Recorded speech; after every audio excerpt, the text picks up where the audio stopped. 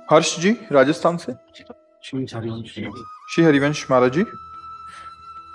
महाराज जी, भक्ति किस प्रकार दिन दूनी रात चौगुनी बढ़ाई जा सकती है?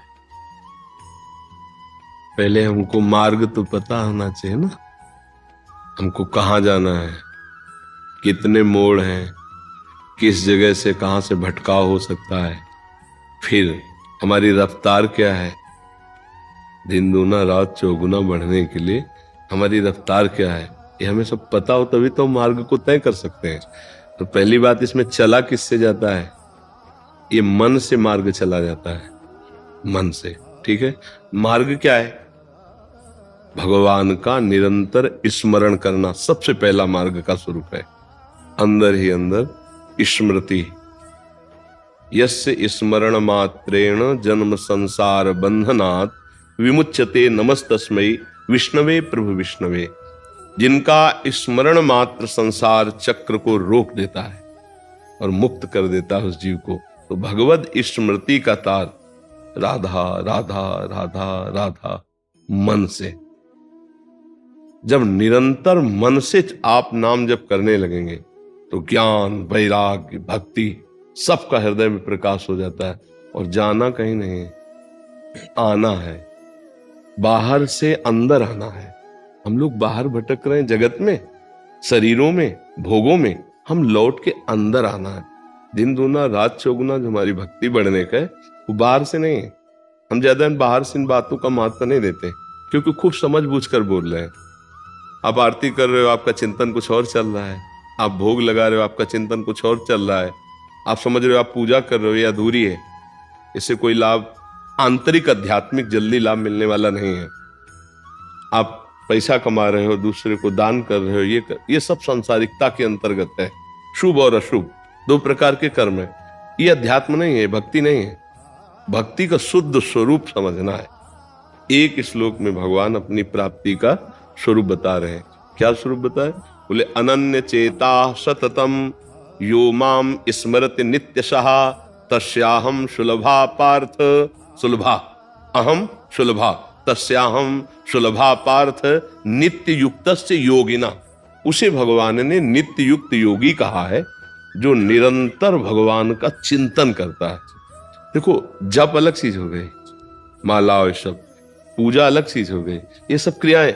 यहां जो बात समझनी वो अंदर की बात है। अब आप सब कार्य करते हुए निरंतर आपका स्मरण चल रहा है, भगवान की स्मृति में तन में अपने सारे कार्य कर रहे हैं। अब ये दिन दूना रात चौगुना आपकी भक्ति बढ़ाती चली जाएगी।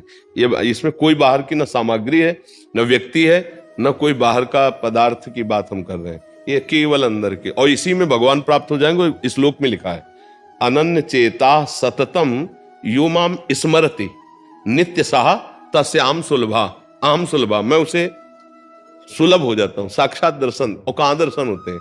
पहले यहां होते हैं, फिर बाहर होते हैं। जिधर देखो उधर वही नजर आते हैं।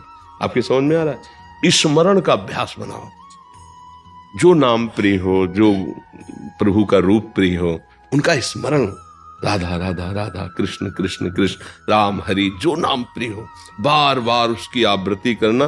देखो, ना इसमें पैसा लगता है, ना इसमें कोई जान पाएगा कि आप किस कोटि का भजन करते। नहीं जान पाएगा, कोई नहीं जान पाएगा ना। बाहर से कोई दिखावा नहीं, और आप हम कह रहे कभी मंदिर न जाओ, आप कहीं मत जाओ, तो आपके यही सब प्रकाशित हो जाएगा। अच्छा, आप मंदिर में बैठे रहो और गलत चिंतन करो, कुछ हासिल हो जाए तो हमें बता देना। अंदर तो हमने जो पकड़ा, जो आपने जो प्रश्न किया ना, उसके अंदर हमने जो पकड़ा जीवन में, वो स्मृति को पकड़ा।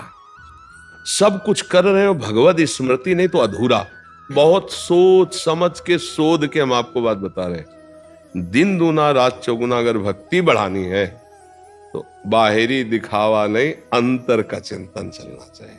नहीं, हम गुरु बनाते हैं लौटने के लिए। जो हम बाहर फैल गए ना, तो फैले सो जमाना और समिटे सो आशिक। जो समिटा वो आशिक हुआ।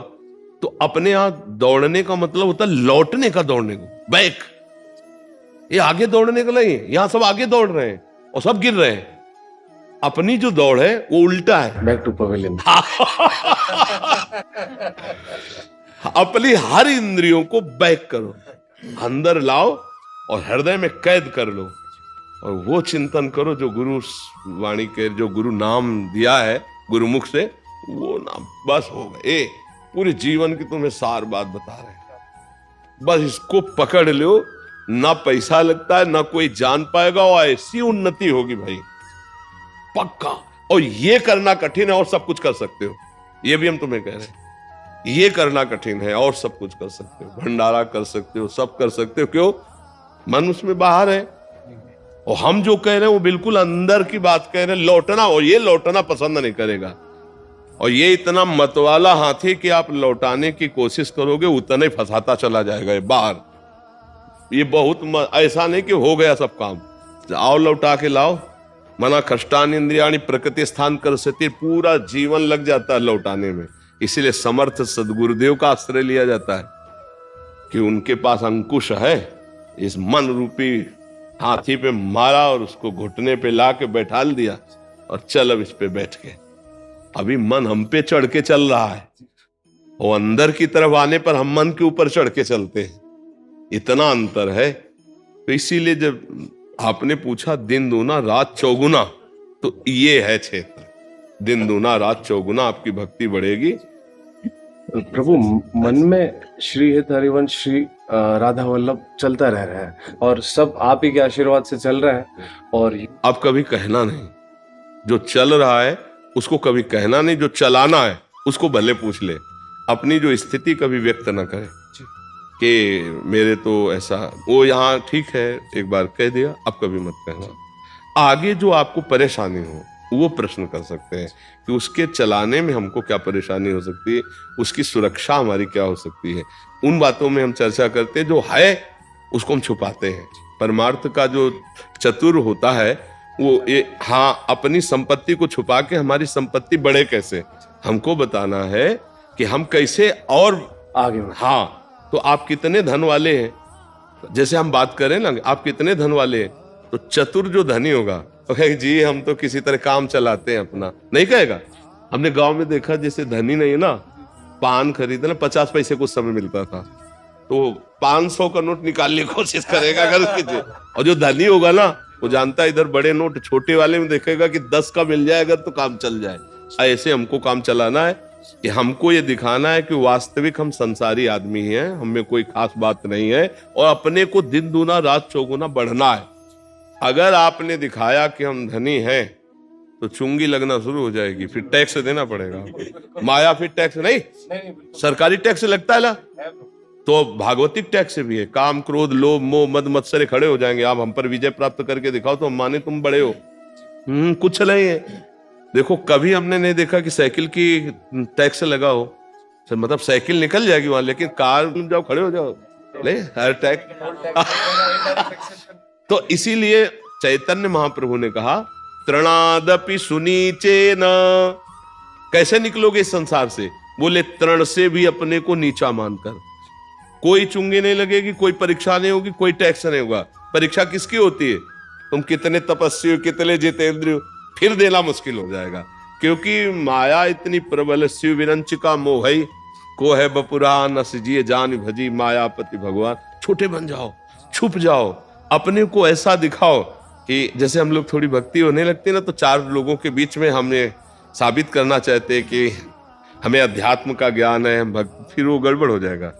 4 लोगों के बीच में साबित करना है कि हम आप जैसे ही हैं, और अपने को बचा लेना है, अपने को आगे बढ़ा लेना। हाँ, जड़ भरत जी जैसे महापुरुष को कोई जान ही नहीं पाया था। इतने बड़े महापुरुष, पालकी में जोत दिया था रोगड़ ने, कथा सुनिए ना, सुना कभी सुनना उनकी कथा। इतने बड़े ब्रह्मबोध संपन्न महापुरुष ऐसे छुप के रहते थे, तो उनको पालकी में जोत दिया। जब बहुत कठोर शब्द बोले उनको, तब वो उलट के जब जो ब्रह्म बोध संपन्न महापुरुष की वाणी प्रकट कूद पड़े, चरणों में गिरे और कहा आप प्रक्षण रूप में कोई महापुरुष हैं, क्योंकि आपकी वाणी का ओज और तेज बता रहा है। तब समझ पाए कि ये तो ब्रह्मबोध संपन्न महापुरुष, क्योंकि वो भी बहुत पहुंचे हुए कपिल भगवान से सत्संग करने जा रहे थे। तो ऐसे छुप के रहना चाहिए कि जौहरी ही जान पावे कि ये हीरा है। ये बैंगन मूली बेचने वालों के सामने ना पता चलने पावे कि तुम हीरे के व्यापारी हो, समझ रहे ना। ऐसे अपने भजन रूपी हीरे को छुपा के रखना चाहिए जी। सब लोग कृपा करके खूब नाम जप करो और प्रार्थना है कि कोई गंदी बात जीवन में ना आवे, उसको निकालो। तो गंदी बातों को हम त्यागने के लिए मानव देह प्राप्त किया, ना कि गंदी बातों को बढ़ाने के लिए। कोई जैसे शराब पीना है, पराई माता बहनों के प्रति गंदी दृष्टि है, या उनकी पुरुष के प्रति गंदी दृष्टि है, और अन्य भी बहुत से ऐसी बातें हैं जो हमारे जीवन को बहुत खंदक में गिरा देंगी, नीचे गिरा देंगी। उनसे बच करके हम दूसरों का हित करें, दूसरों को सुख पहुंचाने की भावना रखें, परिवार में भगवत भावना करके अपने परिवार को सुखी कर पाएं, तब तो राष्ट्र को सुखी कर पाएंगे ना। फिर विश्व की सुख पहले हम अपने को आनंदित करें, परिवार को आनंदित करें, पड़ोस को आनंदित करें, ग्राम को आनंदित करें, फिर पूरे राष्ट्र को आनंदित करें। हमें भार है, मनुष्य जन्म लेने पर जिम्मेवारी है कि जितना आपके आसपास है वो सब मंगल में होना चाहिए। पर हम ही मंगल में नहीं तो दूसरों कैसे कर ले। तो हम कोई नशा न करें, कोई गंदे आचरण न करें, खूब नाम जप करें, और हमारा स्वस्थ शरीर जब तक है तभी तक हम भजन कर सकते हैं, नहीं फिर आगे भजन नहीं होगा। अगर हम अच्छे आचरण नहीं करेंगे तो कोई ना कोई कानून का शिकंजा कसेगा, हम फंस जाएंगे। या तो भागवतिक और या तो जागतिक, दो कानून है, एक भागवतिक कानून है और एक जागतिक कानून है, भारतीय कानून। तो अगर भारतीय कानून नहीं पकड़ पाया तो भागवतिक कानून पकड़ लेगा, और वो आपको ऐसे दंड देगा फिर किसी काम के नहीं रहते। तो इसलिए गंदी बात न की जाए, खूब नाम जप किया जाए, और बहुत सावधानी पूर्वक। एक एक मिनट आपका बहुत कीमती है। जैसे आपने 50 वर्ष संपत्ति कमाई और अब आपकी आखिरी श्वास हो, तो आपके कहा जाए कि 10 श्वासें और बढ़ा दो, 50 वर्ष की संपत्ति दे दे, तो नहीं बढ़ेगी। सोचो 50 वर्ष उस संपत्ति में बर्बाद किए जो एक श्वास भी नहीं बढ़ा सकती। इसलिए हर श्वास में गुरु प्रदत्त गुरुमुख नाम जप करो, राधा राधा राधा राधा, और अच्छे आचरण से रहो सब लोग।